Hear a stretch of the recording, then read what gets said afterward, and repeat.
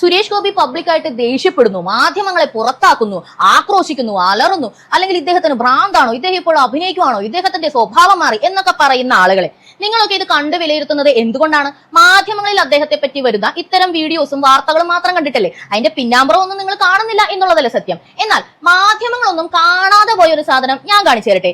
യുവരാജ് ഗോകുൽ കഴിഞ്ഞ ദിവസം ഫേസ്ബുക്കിലൂടെ പങ്കുവെച്ച ഒരു പേപ്പറാണത്. ഇതാ കണ്ടോളൂ. ആ പേപ്പറിൽ പറഞ്ഞിരിക്കുന്നത് എന്താണെന്ന് ഞാൻ വായിക്കാം. എനിക്ക് പാലോട് സഹകരണ കാർഷിക ഗ്രാമവികസന ബാങ്കിൽ വായ്പാ നമ്പർ NRHS 191/18 എടുത്ത ലോണിന്റെ കുടിശ്ശിക തുകയായ 1,57,000 രൂപ ലക്ഷ്മി സുരേഷ് ഗോപി MP's ഇനീഷ്യേറ്റീവ് തീർത്തു തരികയും ആ പൈസ ബാങ്ക് മുഴുവനായും കൈപ്പറ്റുകയും ഞങ്ങളുടെ ഒറിജിനൽ പ്രമാണം ബാങ്കിൽ നിന്നും ലഭിച്ചതായി അറിയിക്കുന്നതോടൊപ്പം എന്റെയും കുടുംബത്തിന്റെയും ഹൃദയം നിറഞ്ഞ നന്ദിയും കടപ്പാടും രേഖപ്പെടുത്തുന്നു എന്ന് ആദരവോടെ. ആ വ്യക്തിയുടെ പേര് നമ്മൾ മായ്ച്ചു കളഞ്ഞിട്ടുണ്ട്.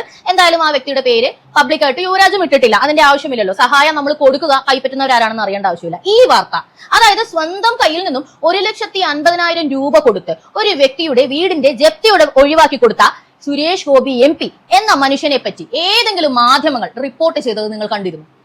ഇത് ഒരു കാര്യമാണ്, ഒരു ദിവസത്തിലെ ഒരു കാര്യം. ഒരു ദിവസം ഇതുപോലുള്ള എത്ര കാര്യങ്ങൾ സുരേഷ് ഗോപി സ്വന്തം കയ്യിൽ നിന്നും പൈസ ഇട്ട് ചെയ്തു കൊടുക്കുന്നുണ്ടെന്ന് നിങ്ങൾക്കറിയാമോ? MP സ്ഥാനത്തും സഹകേന്ദ്രമന്ത്രി എന്ന സ്ഥാനം അലങ്കരിക്കുമ്പോഴും അദ്ദേഹം സിനിമയിൽ അഭിനയിക്കണം എന്ന് പറയുന്നത് അദ്ദേഹം ഏറ്റെടുത്ത് വെച്ചിട്ടുള്ള കുറെ ചാരിറ്റികൾ തീർക്കാൻ വേണ്ടിയാണെന്ന് അദ്ദേഹത്തോടൊപ്പമുള്ള ഒരുപാട് പേർക്കറിയാം. കൂടെ നിൽക്കുന്നവരെ, സ്നേഹിക്കുന്നവരെ, ഒരു പരിചയമില്ലാത്ത മനുഷ്യർക്ക് അധ്വാനിച്ച പൈസ കൊടുക്കുന്നവരെ നന്ദിയോടെ നോക്കുന്നതാണ് മനുഷ്യത്വം. നിങ്ങൾക്കതുണ്ടോ ഇല്ലയോ എന്നുള്ളത് നിങ്ങളൊന്ന് ചിന്തിക്കും.